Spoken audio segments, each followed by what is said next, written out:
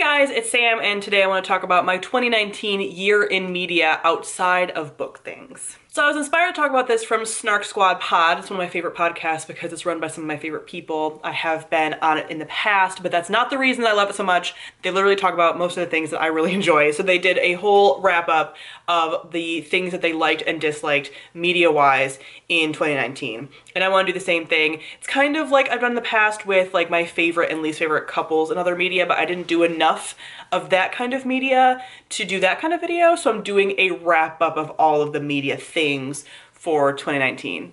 Hope you enjoy it. I know I'm in front of my bookshelves, but it's because I'm packing and all the space that I would usually film like personal videos on is not conducive to that. So, and I wanted to film this before I moved, so let's get into it. I'm going to start with the dislikes because that's what they did on Snark Squad Pod as well. And there's only a few things, but they're big things that still bother me. Number one being Game of Thrones. I'm still mad about Game of Thrones. I know people are like, get over it, but like, I will never be over it. Like, I will never not be upset. I still have positive feelings about a lot of the series. I still reblog things on Tumblr because the Tumblr fandom seems to be still pretty up and running with especially stuff from like earlier parts of the show. But man, was that a bad finale. And it just, I'm haunted. You see that I'm haunted? It tore down so much of what it created, and it made so much of like rewatching the show just pointless because there was no follow through for so many story threads. And I don't even, you guys know all of the things. I've watched so many commentary videos on this. Lindsey Ellis's 2-part Game of Thrones series video is so good. So I feel vindicated that most people agree with me, but man, that finale of like years of my life spent in this fandom and enjoying this thing and discussing this thing, that finale was so bad. Keeping on that same trend, another multi-year media event that I didn't really enjoy was Endgame. There were things that I liked about Endgame, but ultimately it's a movie that I don't really want to rewatch. I don't really care about that much. There was a lot of things I didn't like. They did Black Widow so dirty in that movie, and there's a lot of things about that movie that I did not enjoy. I did a whole reaction to Endgame on my Instagram, so a lot of you got my like right after it kind of thoughts, but it was just not what I wanted. There were some things I liked. I liked some of the like Captain America stuff, but ultimately a lot of it just felt like a bit of a letdown, especially in comparison to some of the other movies that had come out right before that in the Marvel Universe. I was like, what is this? I was very torn. You guys know that I don't love finales a lot. I have a hard time with finales. I think finales are hard to do well, so I'm not shocked that I'm disappointed in some of these finales, but I expected from Game of Thrones and Endgame them to be like great, and they weren't. Another dislike, which isn't quite a dislike because I haven't finished it, and that is Dragon Age Origins.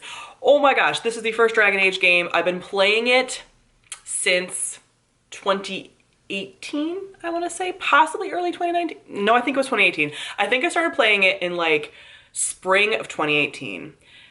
I still have not finished it. It's not because the game's hard. I haven't gotten stuck on anything. I just don't like it. I don't play it very frequently. I'm not super connected to the characters, even some of the ones that we know more. I mean, the only one that I really love is Morgan. I just don't care about the story, and it's one of these games that people are like obsessed with. They love Dragon Age Origins, and I just don't. I do think it's a better story than like Dragon Age 2, for example, but I prefer the characters in Dragon Age 2.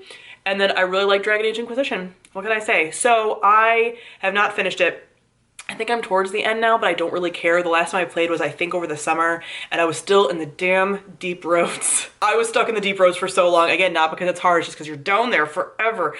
The deep roads in like Ozamar. I just hate being underground in these fucking games. I also have a hard time with Dragon Age Origins because just like Dragon Age 2, it's kind of scary, and like I am not about being scared. Like there are some scary moments in Inquisition as well, but like less so. It's less creepy, and I just don't want to be like terrified. And I feel like almost all of the missions in Dragon Age Origins are scary, and I did not sign up to be scared. So I just don't care. And I don't know if I want to like replay 2 to then replay 3 to get ready for 4. I might just replay 3 for like the 4th time. I don't know.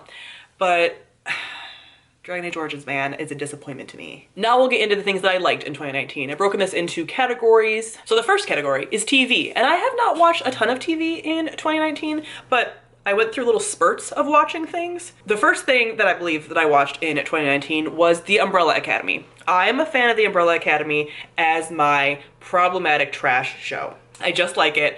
There are things that I didn't like about it. There's things that I critique about it. I talked about it. I think I did a Get Ready With Me talking about The Umbrella Academy. I will link that on the screen if I did. It was one of the first shows in a long time that I binge watched, and I hadn't done that for years. So that was really nice to just be in something when everyone else is in something and there's like a big fandom for it and all this stuff. So I just really like my problematic trash kids. The second thing that I binge watched in 2019 was Good Omens. I didn't watch this right away when it came out, but I loved it when I watched it. It was just so perfect. I never read the book, but I always heard about it. I don't plan on reading the book. I liked the adaptation. I loved my little angel demon boyfriends, and just everything about that story was just so lovely. Like, it was such a good story. I loved their connection. I just loved this little like found family dynamic. It was so good and delightful, and the way it was shot was good, and the little like soundtrack and the like theme song and stuff, and there's again very active fandom that I enjoyed participating in. Then in the fall, when I was going through the great anxiety flare of 2019, I did a little rewatch of Dawson's Creek. I didn't rewatch the whole thing, but Dawson's Creek is one of my favorite shows, and I rewatched all of season 3, which is the season I've seen the most, because it is the buildup of the Joey-Pacey relationship, and Joey and Pacey are one of my continued OTPs. Pacey is the best boyfriend in the world, and all men should aspire to be like him, and I love it. So I just wanted to be soothed, and I was. It's slow burn angst, and I adored every second of it. And I always end up stopping it once they get together and never actually watch them together, because then I know they're gonna break up. Even though I know that they are an endgame couple. If you guys are spoiled by that, this show is like over 10 years old, so I don't want to hear about it. But it's such a good thing that brings me so much nostalgic comfort. And lastly, for TV, I did start Schitt's Creek. Schitt's Creek was a show that I kept seeing people talk about, and I actually got into it because of a YouTube video that I saw that was a compilation of Alexis Rose, the character, saying David. And I started saying lines from the show from that clip, not even having seen the show. Like, I'd be like, "You're like a big dirty raccoon, David." "You, David." "Yay, David, yay." David? I just love it. So I started watching the show. I'm currently, I think, on season 4, I want to say. I'm either at the end of 3 or in season 4, but I started watching it, I think, like the fall time, and it's just like, it's so good. The first season, I was just like, these people are horrible, but it's really funny. And then the second season started to get more heart, and now like I just love it. I think they just hit their stride. They're just like so good. But I did like it from the beginning. It just has gotten better from the beginning, and I'm very attached to it. And it's actually the show that I watched ringing in the new year. I watched like 8 episodes on New Year's Eve alone, and I'm not at all upset about that. Next we have movies. I'm not a big movie watcher. I don't watch them at home. I don't tend to go to the movies and the theaters to see movies. Like, I just don't tend to do it. So there's very few things on this list, but I did enjoy all of these highly, obviously. The first movie is Thor Ragnarok. I know everyone talked about it. I didn't see it when it came out. I didn't see it in theaters. I watched it here at home. Oh man, was it good. What a bisexual dream. The cinematography is beautiful. The story is beautiful. Like, Thor's character is beautiful.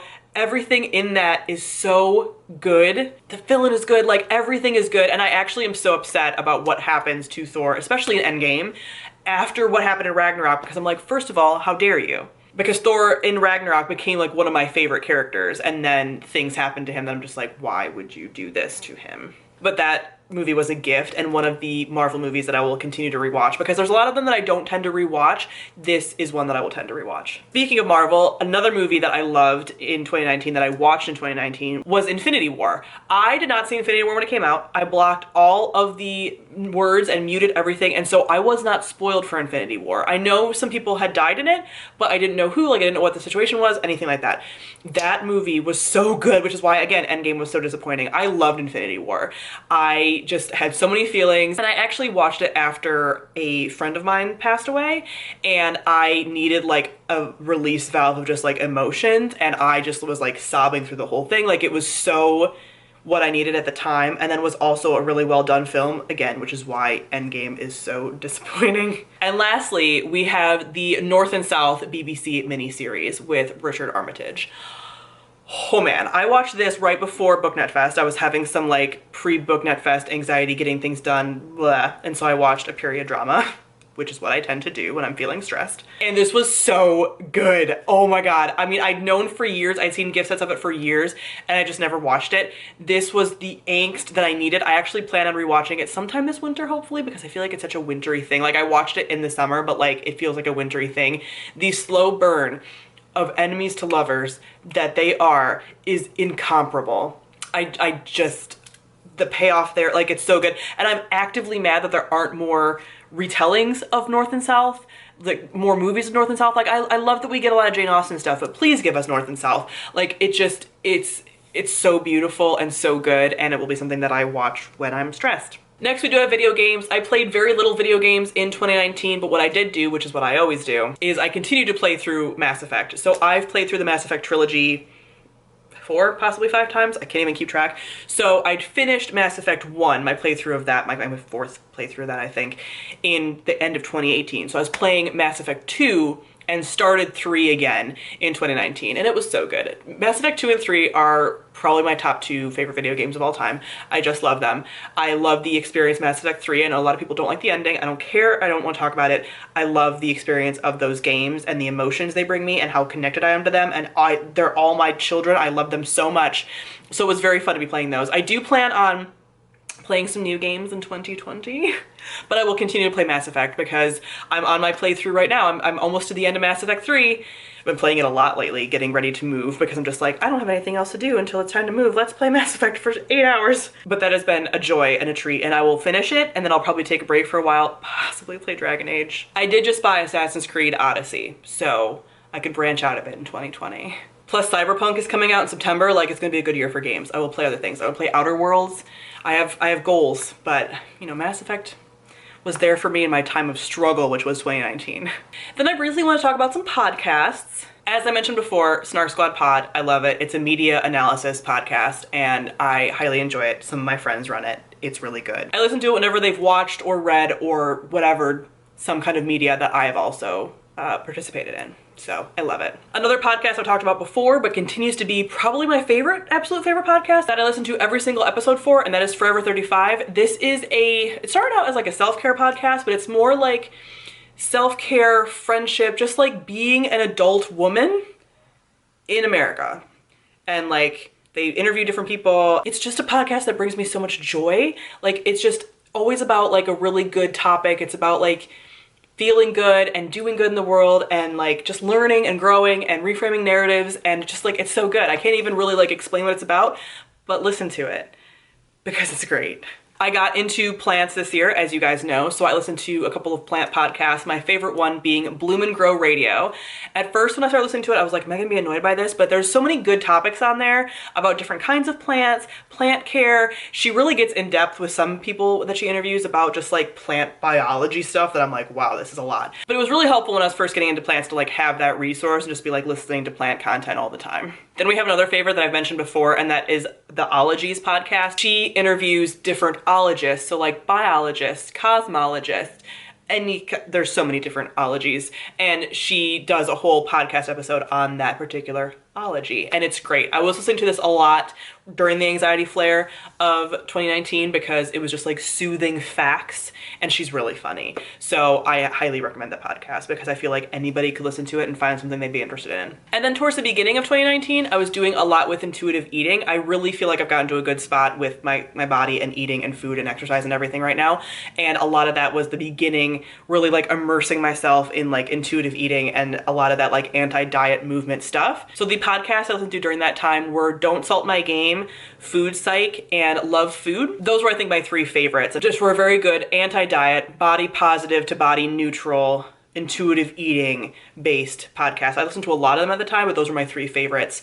And I think they really helped at the beginning to kind of like set the foundation and like relearn a lot of things that society says about dieting and weight and food and all this stuff that had me really messed up in like 2018. And lastly, we have an other series where it doesn't really fall into any particular category. The first thing being, I know, I started and caught up on Lore Olympus. Lore Olympus is a Hades and Persephone retelling comic. It focuses on Hades and Persephone, but the rest of the Greek pantheon as well. It's really well drawn. I have known about it for years. People have been recommending it to me for years. If I had $1 for every time this got recommended to me, I would have a lot of money for this move. But I was putting it off because I was like, I want it to get close to being done or like farther along so I can binge read it. So I started it. This is a comic that I think started in like 2017, 2018. So I started it and I caught up really fast, and it's like not even into the story fully. Like it's just like there's so much and it's so good, but it's like pretty slow, and it's a comic, and it's like a comic that was released by like Issue, and it's free. It's on Webtoon, which is an app, but oh man, does it hurt me. Like I actually save up a lot of episodes so I can read a couple of episodes at a time because I don't like just doing like week to week cliffhangers, all of that stuff. I'm just so used to binging things that I'm like, why do I have to suffer with not knowing more and not having more of this series? They are also going to make this into a TV show at some point, supposedly, which is very exciting, but the comic is great and is my current favorite Hades and Persephone retelling. There are some things that I don't love, but ultimately it's the best one that I found. The second thing is that I discovered PlantTube in 2019. This is the plant side of YouTube, the plant hobbyist, the indoor plant enthusiast, and so I watched a lot of PlantTube videos in 2019. My favorite plant tubers are probably Nick Pileggi and Kaylee Ellen are my two favorites, just because I like plant tubers that have information as well as personality, and I find that they do. There are some other great people like Plantarina and Summer Rain Oaks, but I find them more informative. And like, I don't really attach their personalities the way that I do Nick Pileggi and Kaylee Allen and Harley G. Just like, I have a couple that I do watch pretty regularly, but those are like my favorites, and I've just learned a lot about plants. And I find plant videos so soothing in a way that no other video can be. And my last favorite media thing from 2019 was the Internet Analysis series by Tiffany Ferg. She is a YouTuber here, and she does this whole internet analysis series on internet pop cultural phenomenons. And I just got so attached and like binge watched all of them. She talks about stuff like hookup culture, online dating, flex culture, like thrifting, like makeup, like all of this stuff, like anti-consumerism on YouTube, like a lot of it just like family vloggers, like so much stuff. And she does like really deep research on that topic and is like a commentary channel. And I just love her. And she's someone that I discovered in 2019. And again, is like a long form video essay topic that I really enjoy, because a lot of us are children of the internet that have like grown up on this platform, and just the way that like the internet has shaped so many things is so fascinating. So I really like her series as well. So that is it for all the things that I really enjoyed in 2019 and some things that I didn't. So comment below, let me know how your year in media went. Thank you all for watching, and I'll see all of you guys soon. Bye.